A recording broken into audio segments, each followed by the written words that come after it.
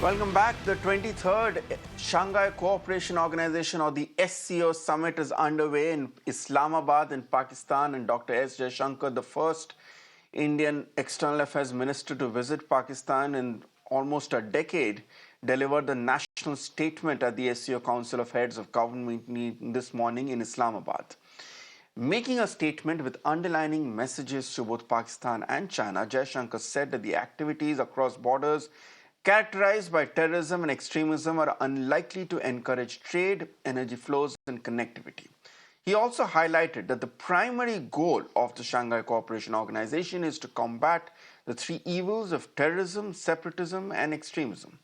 The External Affairs Minister also emphasized that this meeting was taking place at a difficult time in world affairs where two major conflicts were underway, each with global repercussions, one of course in West Asia and the other in Ukraine. After the beginning of the summit, Jaishankar and Pakistan Prime Minister Shehbaz Sharif shared a brief handshake. Remember, there will not be any bilaterals between the two nations, with Jaishankar ruling it out in the weeks before the summit, instead giving importance to India's commitment to the SCO. But Jaishankar attending the summit in Pakistan, which is known, of course, for harboring terrorists, is being seen as a significant move by Delhi. As I said, it's been 9 years since India last sent a minister to Pakistan, the last being Sushma Swaraj in 2015. Now, of course, this comes with some context. Ahead of the SCO summit, host nation Pakistan and its backer China had issued a joint statement. Now, what's noteworthy in this joint statement is the mention of Kashmir. Asserting their opinion over apparent outstanding disputes, the joint statement stressed on the need to maintain peace and stability in South Asia.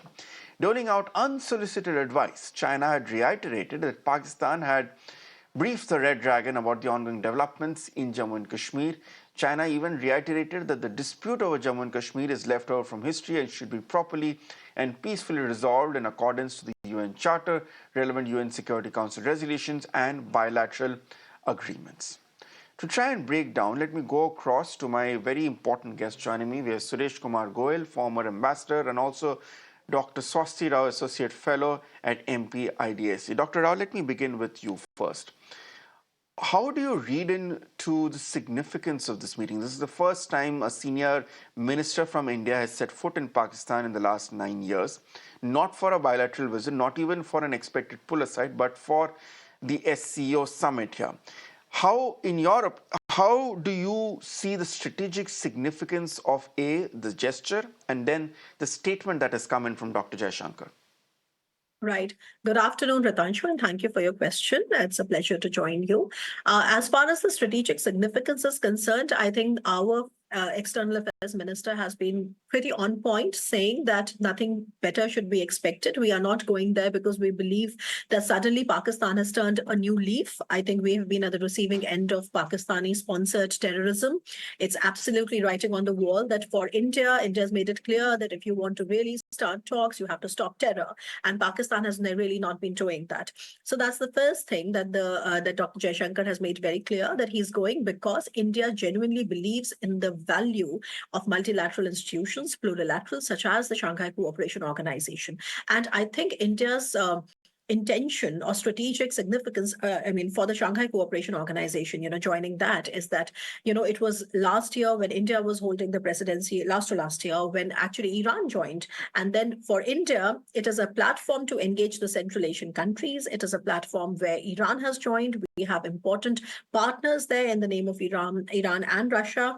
We have multiple, ventures with them. We have different connectivity projects with Iran. There's Chabahar and INSTC. Similarly with Russia, these are historic partners, and Central Asia, where India is trying to increase its footprint. And one of the stated goals of the Modi era has been to actually reach out to the Central Asian countries, if you remember. So I think from Indian perspective, this is more to sort of reiterate that India believes in these plurilaterals. India has always stood for the value of plurilateralism. I mean, it's not really that big a platform that I call it a multilateral platform like the UN, but of course, this is coming from that.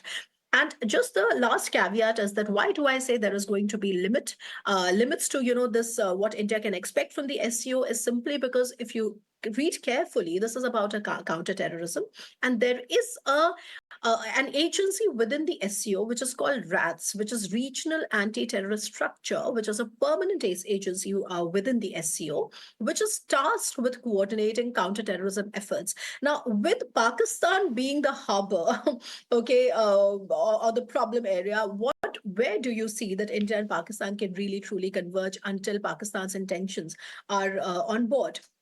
So what has really happened over the years is that this RATS and all the counterterrorism efforts coming from RATS, this particular structure, the operational, so to say, confluence and convergences have really been beneficial more to China and the Central Asian region, because this is talked about, the outfits like Al-Qaeda and the Khorasan chapter of the ISIS, etc. So it's been successful, but in a region which is not really directly impacting India, because our problem is Pakistan, and Pakistan is is already there. So those are the genuine operational limits to what we can expect from the regional anti-terrorist structure, which is a permanent agency, and this is what the SCO is for.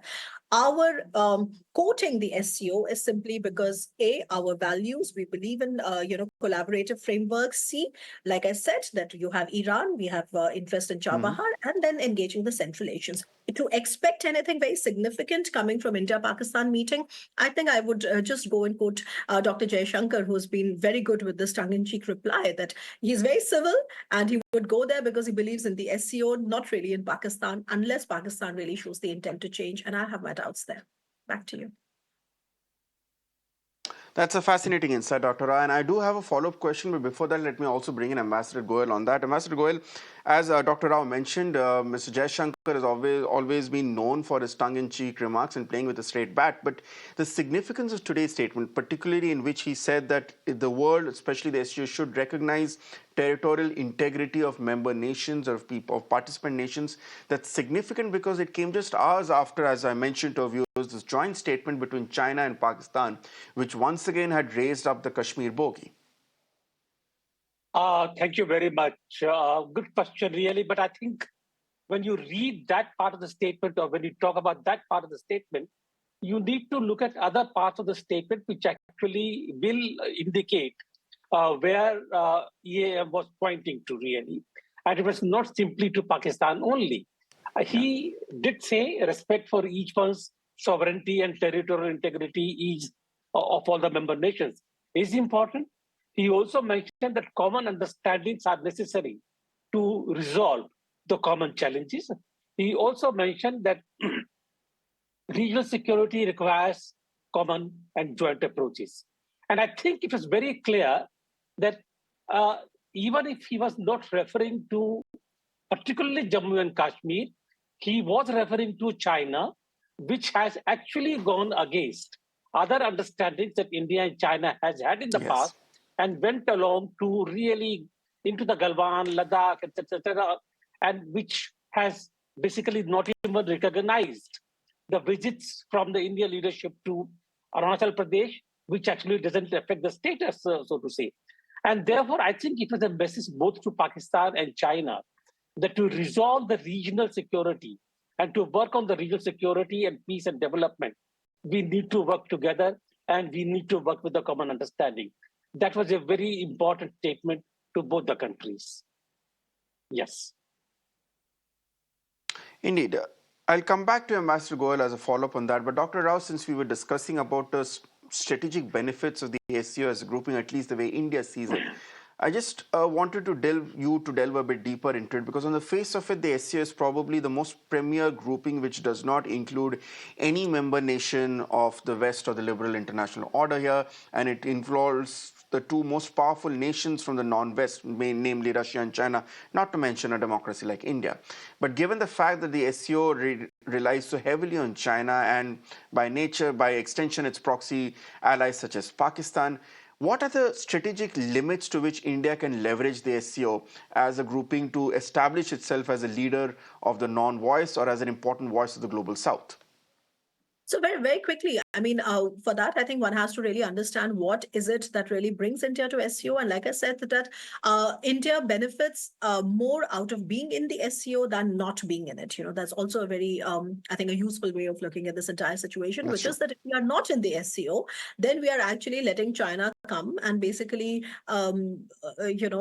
just in a very unchecked manner, sort of, reach out to all these countries in the region, and especially Central Asia. Okay. And we all know that there is a very strong network between China, between Pakistan. Also, if you look, the kind of support that today Russia has from China, one of the reasons why we engage Russia through different platforms is because we don't want Russia to be completely pushed with China as to what is happening in Ukraine. Similarly for Iran, we have legitimate interests there, but if you see how the West Asian crisis is being unfolding, it's very, very clear that China ultimately is going to have the last laugh. So part of the reason why we engage the SCO and such Absolutely. mechanisms is because we do not want the entire region to fall prey to China.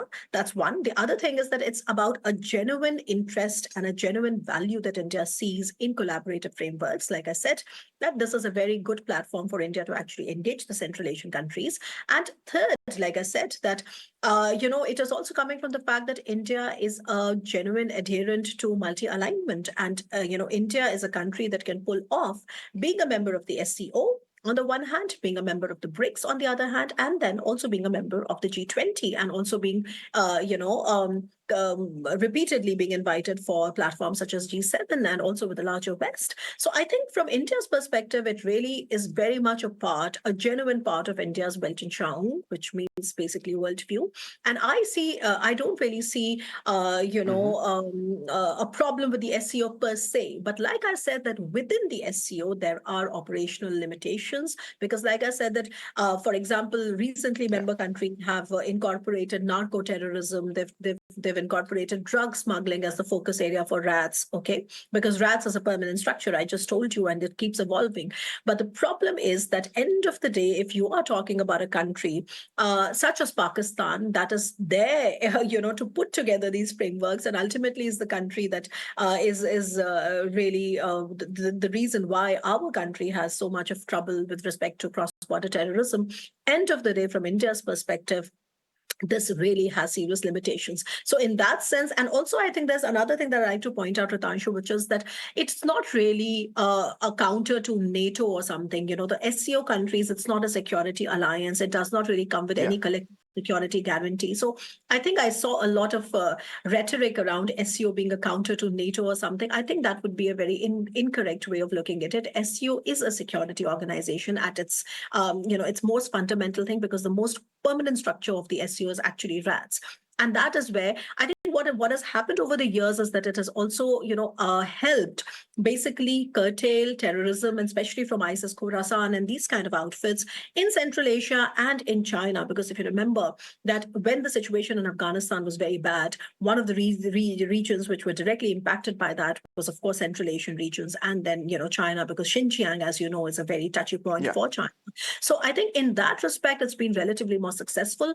Unfortunately, from India's perspective, it has had serious limitations, and I told you the reasons why. But I think even then, there is a lot of merit in India to keep continuing its engagement with the SCO for the reasons I stated already. Indeed, Dr. Rao, thanks a lot for your input here. Ambassador Goyal, I'll come for you for the final word here. We have already, thanks to Dr. Rao and you, we've already expanded in detail as to the limits and the benefits of being associated with the SCO for India. The obvious question that I must ask you at this point is, given the fact that at the end of the day, this is the first time a senior Indian minister has visited Pakistan in over a decade, do you see this as a possible launch pad for yet another stab at trying to at least normalize or de-escalating tensions? Or do you still feel that as things stand, India has no interest and no motive and no incentive to give in to Pakistan's two-faced attempts to try and bring about normalcy? 2 points I want to make here. One is the point about your question. I don't think we should really engage in any kind of guessing games anymore as far as Pakistan is concerned. We have tried it in the past when we thought that a good gesture might elicit a good response from Pakistan and the relationship could go back on the track for improvement and for the development. It has not happened. And therefore, I don't think in this particular case also, I would like to think of it as a stage or what you call as a stamp at further development in the relations. No, I don't think so. I think it was an indication and a clear message to Pakistan that our relationship with Pakistan is not an attempt to isolate it. We have gone there for a plurilateral meeting, but to clearly convey the message that a bilateral relationship is possible only when Pakistan is prepared to give up the ways of the terrorism. I just want to have one word about SCO. Dr. Rao has given a lot of details already, Yes. but I think if you look for an answer, again, go through the statement made by EAM. He has clearly said that if we are looking for regional peace and development and security, we need to have common approaches. And that's the reason we wanted to be part of the SCO, because there are interests in the Central Asian republics, Afghanistan, etc. We knew, and Iran, we knew that we cannot do it alone. And Pakistan, with its own anathema to India, stood in the way. And therefore, we joined, even though Pakistan became the member also at the insistence of China. Again, the idea is we want to work with Central Asia. It is important to us. And for that working, we need to have a common regional approach. Yes. All right. All right. Thank you so much, Ambassador Goel and Dr. Rao. It was a pleasure having you both on the panel to really try and make sense of what has been a very significant summit, at least in terms of optics and in terms of rhetoric as well. Thank you so much for both. Let's move on now. While this summit was happening in Pakistan, at the same